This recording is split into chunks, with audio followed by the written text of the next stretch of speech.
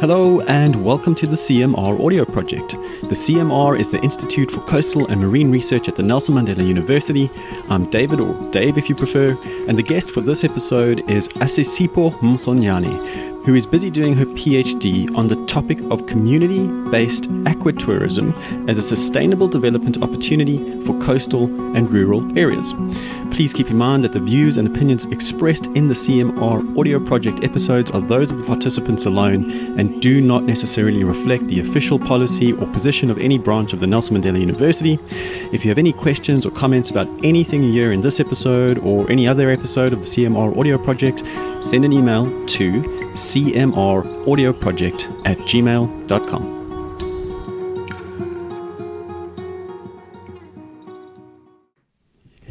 Could you begin by talking a little bit about your background and your trajectory towards the CMR where you're currently doing a PhD? I'm actually from a rural area that's in the Transkei.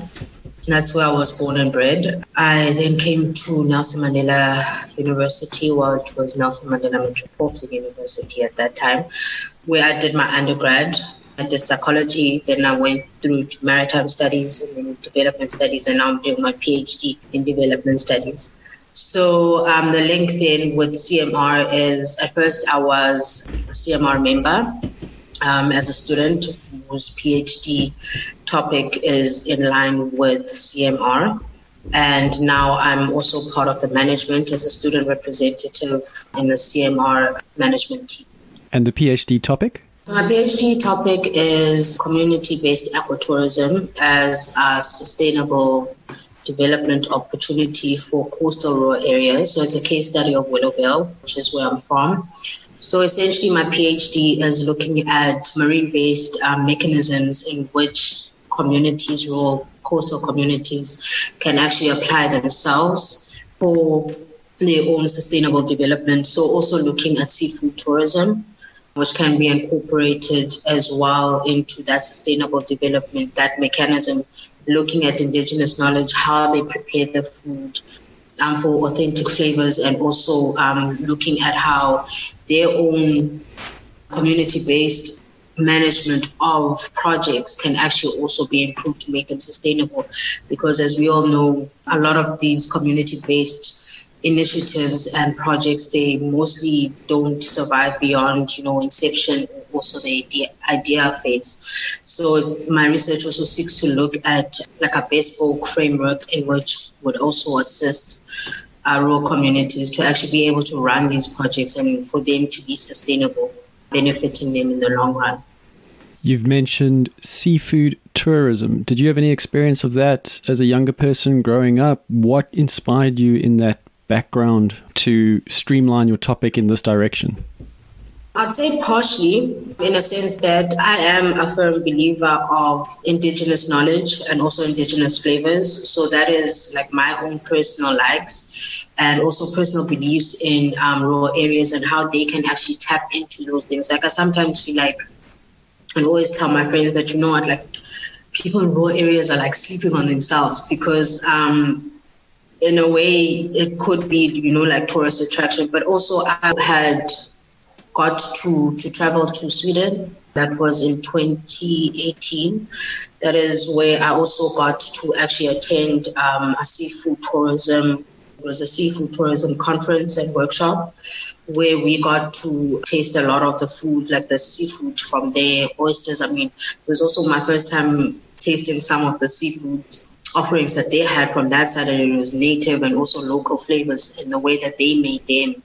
And also there also were other international guests that were also speaking about their topics that are in line with the seafood tourism, and how there's actually also looking at ways in which some of the seafoods that a lot of people don't eat, like sea urchins and stuff like that, could actually be marketed better and have people actually learn more about some of the seafood.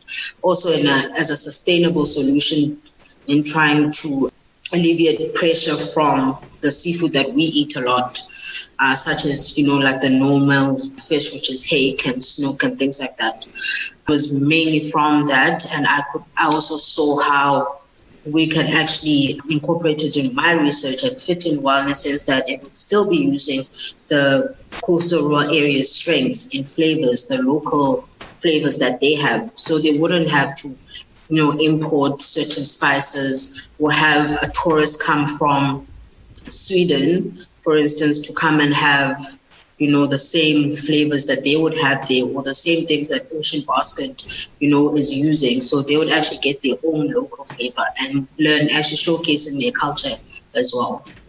So what does your research look like when you're going into communities that are already making such culturally specific kinds of foods or engaging in other kinds of cultural practices?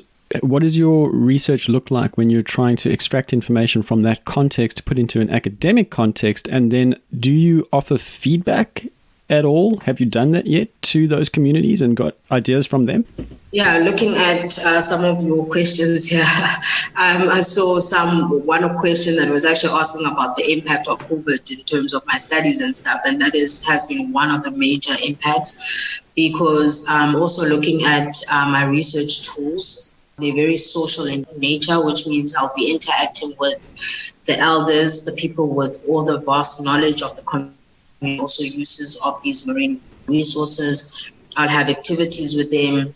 So it means close interactions with the people, also the community members, also them sharing equipment in terms of the drawing, the knitting, and also storytelling. So unfortunately, at the moment, I haven't gotten to that data collection phase. And part of my work, which is actually the most exciting part, because that's where I'd actually get to see whether it is my idea and research questions and research objectives are actually feasible the way that I currently envision them. But also based on literature, it is very feasible because there are some countries that are actually already doing this. I mean, countries in Africa as well, also in India, where they actually have aqua tourism, which includes then the aspect of the seafood, where people actually enjoy and watch how some of the food is prepared. They're part of the process of actually catching the fish, be it farmed, be it in the wild, and also being part of the process of actually preparing the food, also learning more about the culture and the ingredients. So there is vast knowledge on that, like literature on that. However, in South Africa, would then be using this specific area as a case study, which would then also show whether it's feasible or not. So aquatourism is a subcategory of ecotourism in general. Would that be a correct statement to make? That's actually one of the things that my research seeks to address and seeks to investigate, which is what other industries could be incorporated into the term, because it is a term that actually is in existence. However, my research then also seeks to develop that concept into the South African context, because there are other countries that are already applying it. However, it's got different meanings in different countries. So for other countries, it solely means fishing and also, those kind of activities. Whereas for other countries, it includes tourism. Whereas in other countries, it just means basically water-based activities. And in other countries, it means, diving.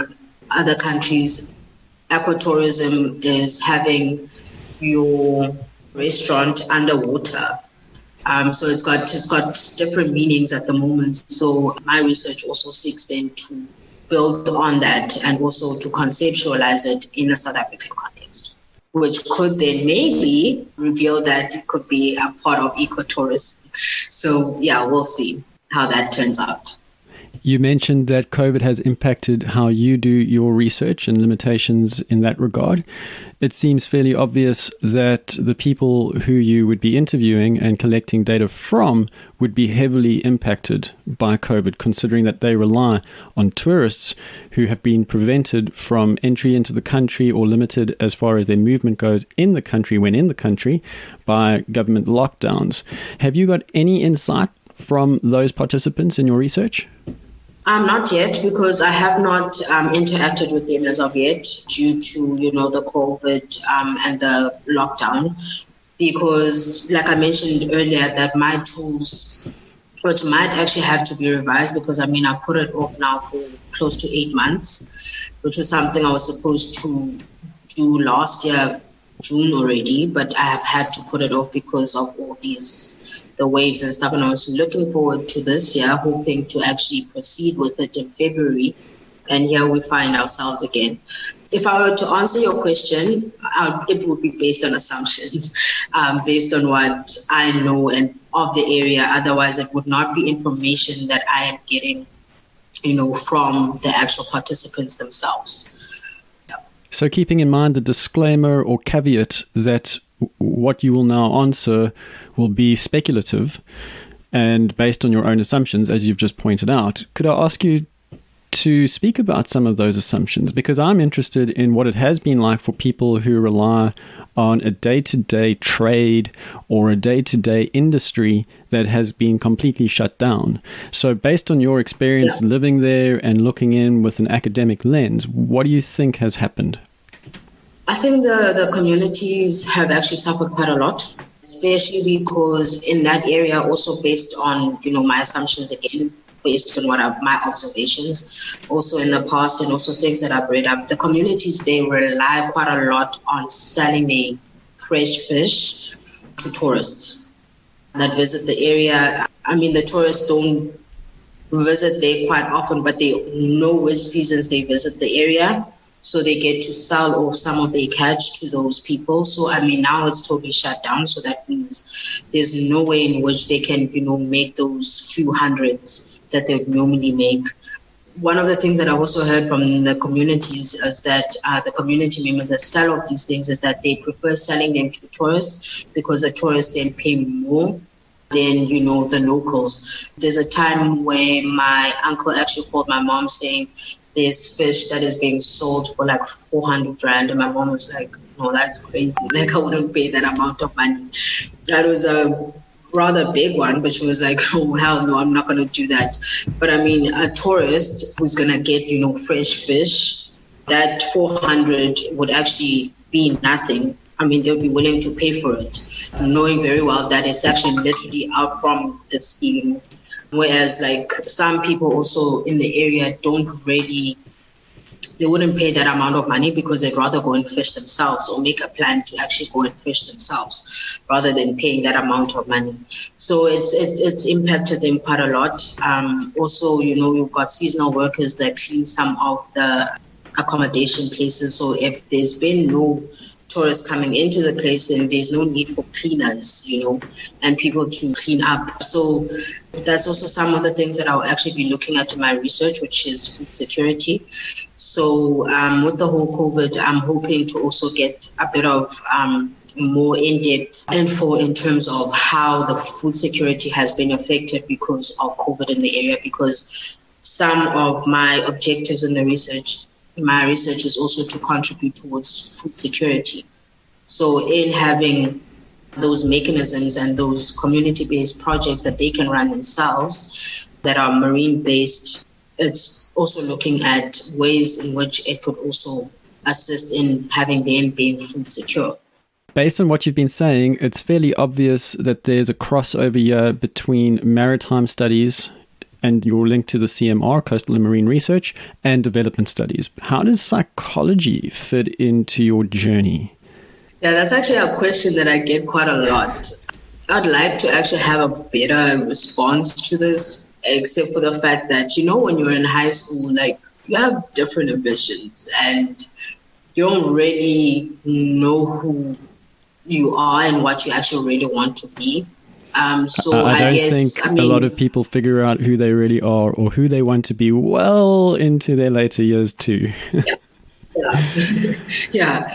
So I guess I was also one of those people. I remember I told my friends I wanted to become a marine biologist. I wanted to be a scientist. There's a time where I got tired of people asking me what I wanted to be. So I told them I wanted to be a professional street sweeper. I've also wanted to be a pilot as well in the process, and also wanted to be a psychologist as well, because another thing is that I've got compassion for people and I want to help people. So psychology made a lot of sense at that time, but as I was doing the program, that's when I realized No, I wouldn't want to continue beyond the undergraduate degree with this. And also, quite fortunately, with the maritime studies at Nelson Mandela University, there were no specific undergraduate modules or specific course that you had to do in order to get into the program. I think they do have those restrictions now. At that time, they didn't have those specific requirements except for the fact that you were required to have an undergraduate. So because I had also had a passion for the marine environment and also, marine studies, it was then the perfect choice. And to my surprise, in fact, I was actually quite happy to have joined that course because I fell in love with it ever since then. So I would have continued with a master's in maritime studies. However, they don't have a master's course in maritime studies. So development studies was then the next option, of which there is a link between maritime studies and development studies because there are some theories that you actually look at that can be applied in maritime studies. I mean, I'm in development studies, but then my research topic is in the marine side of things. However, the development theories and development policies then also form part of that because it's under development studies. But it's actually quite a broad range because I know people that look at municipalities, they look at policies, they look at how service delivery goes under development studies. Do you feel that having psychology as your undergrad foundation has given you a unique insight into what you've done in development studies and then now in maritime studies? Not necessarily like in terms of, like theories and in terms of the content, like the course content itself.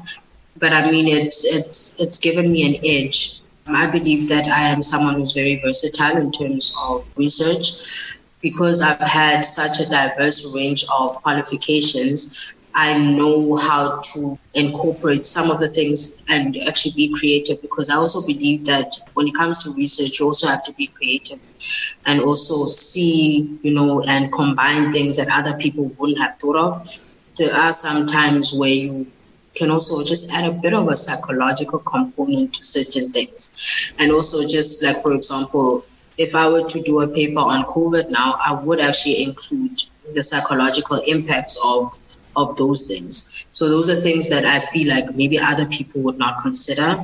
Also, the place where I work as well, we don't deal with things that are in line with what I studied. I can get a proposal to write in the chemical sector that I'm busy with at the moment. And it's got absolutely nothing to do with what I studied and nothing to do with psychology. But I'm also able to write up such proposals and to write up such reports because I'm a versatile person.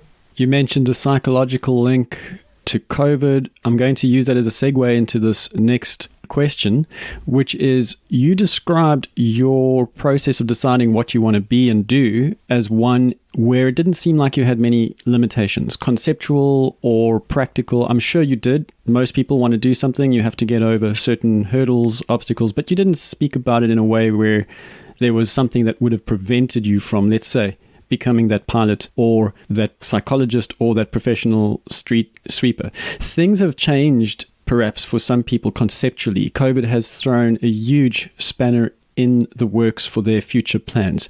Do you have any suggestions, advice, insight, thinking now if you were to put yourself into that kind of situation where you still have to make big decisions? Do you have any advice or perspective for people who find themselves in that conceptual territory?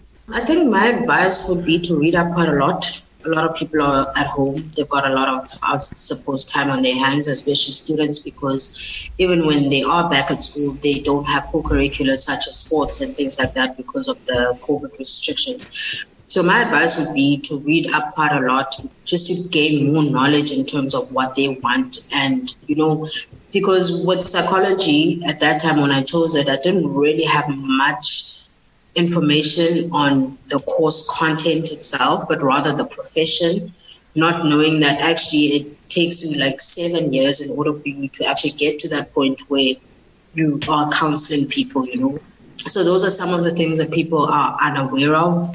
there are also a lot of ways, like if you're a teacher, for instance, there are a lot of ways of actually getting into teaching without necessarily doing a bachelor's degree in teaching. I mean, you can do a bachelor's degree, a general one, and also just major in the subjects that you're interested in teaching, and then actually do a post-grad diploma in the, in teaching. So, I mean, there are quite a lot of ways in which you can get to a career that you want, be it maybe your points were not enough or maybe finances are not enough. So I feel like people should actually do quite a lot of reading and also sending emails to those people should they have extra questions, those people that are in the field, because I also feel like there isn't much interaction now as well between students and teachers. So you also won't be able to ask your LO teacher or your English teacher which course is better or things like that. So just read a lot, and also don't be shy to send emails should you have any extra questions, or try and find someone who's in that field who you can interview and find more information on that. And also funding as well is also very important, because I also take funding sort of as giving you like a 5% better chance of employment as well, because the unemployment rates are also quite high. So, I mean, some of the funders also do look out for some of the students by providing employment opportunities once they're done with their studies. Not all funders, but there are some funders, like, I mean, Funza, for instance, for educators, they try by all means to try and place teachers in schools. So, I mean, also being on the lookout for those things. Another thing also with reality is trying to also get into a course that you actually enjoy, not a course that you'll be pushed by because of funding or because of family expectations, because varsity is actually really, it's very hard. I guess with psychology, I was also pushed by the fact that I wanted this. So if I then decide to quit second year or third year, I don't have anyone else to blame, because that was something that I wanted at that point. So a course that you also decide to do should be a course that you actually really want to do, because it gets a bit challenging and also quite difficult. You've mentioned that you wanted it. That's determination, right? So did you have any tips, tricks, or tools to focus your determination or nurture your determination and motivation to rise to the challenges and do your best? I think for me, I am a go-getter by spirit. I'm actually in competition. I believe I'm in competition with myself, like as a person, and I try proving myself wrong. I tend to also be quite lazy as well. Like, I'm a last-minute person. However, I always make sure that what I submit is a pass, like it's worthy of a pass. So, I mean, also with all my qualifications, I've finished them all in record time. And also at that time, I was also involved in extramural activities such as research jobs, like part-time jobs and stuff like that. And also on campus at Reyes, I was also quite active in residence. I was a resident student assistant as well. But when it came to my schoolwork, I never used to compromise. I would just focus on that. So it tends to be a bit difficult, obviously, like to do that. But I mean, like with focus and with determination, if you see that you're slacking somewhere, you put in the extra work. Also having a vision of where you want to be, I feel like that's also motivation on its own, because I saw myself. There was a point in my life where when I had started in first year, in second year of my psychology, I saw myself as a psychologist, so I've even watched, shows that are related to, that the counseling and things like that. So even when I got into maritime studies, that's when I also saw myself as an advisor, also a person who is helping communities to actually use the marine environment sustainably.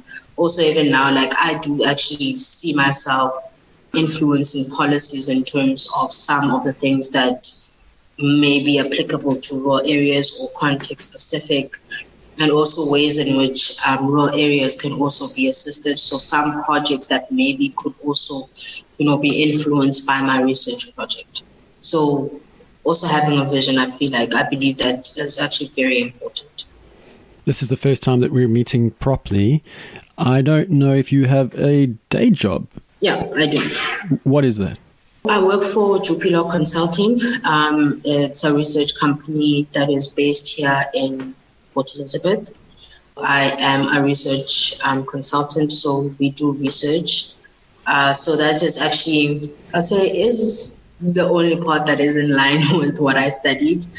However, it's not, specific to development studies or to maritime studies or psychology. We deal with quite a wide range of, research topics for the government and also for the private sector as well. And also a bit of trainings. So we're also busy with HIV and AIDS training and also COVID trainings as well. So that's what I do from 8 o'clock until 12:30. Do you have any hints or tips for good time management? Because a full-time day job plus what I assume is a full-time PhD means that you are rising to some serious time management challenges. What are your secrets? My secrets, number one, I would say being open with your boss and, about your future plans and also what you're doing in your spare time. I won't lie, I've been blessed with the best boss ever, who's very supportive in terms of my academics. Oh, that's serious brownie points. Yeah.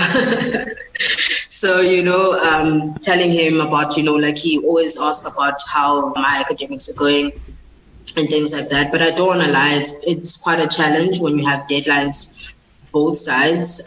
It also means minusing some time off some other things that you'd rather be doing, like spending time with your friends. So the weekend is basically a no rest day, or rather you can't, going out.